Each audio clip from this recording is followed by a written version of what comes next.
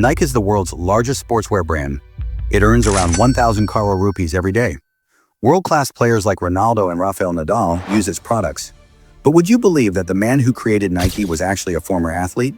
And he started his business by selling shoes from the trunk of his car. This is the story of Nike founder Phil Knight.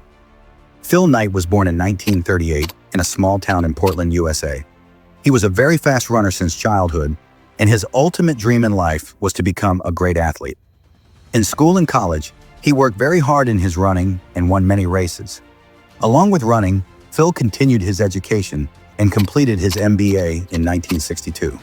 He still wanted to continue running, but one morning during his practice run, he was confronted with reality.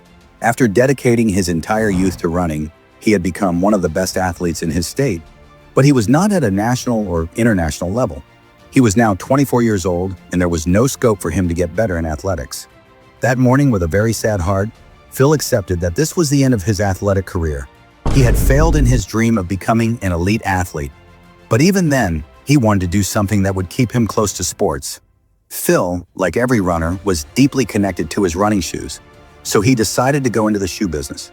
Phil remembered that he had studied for several weeks during his MBA, and he had written a detailed research paper on the running shoes business. In his research, he found that Japanese camera companies had disrupted the American camera market due to their better quality and low prices. According to his research paper, Japanese shoes could have similarly disrupted the US shoe market and overtaken the biggest companies of that time, Adidas and Puma. Starting an entire business on the basis of his school project was a big risk, but Phil had no other option. He would sell Tiger shoes from a Japanese company called 1900. That's why Phil collected all his savings and took a flight to Japan. Finally, when he reached Japan, he called the 1900 office and made an appointment. He was quite nervous before the meeting. A young man who was naturally shy and introverted suddenly found himself in a very Japanese city. The executive from 1900 had come out to partner with a big shoe company. At the beginning of the meeting, he asked Phil the name of his company.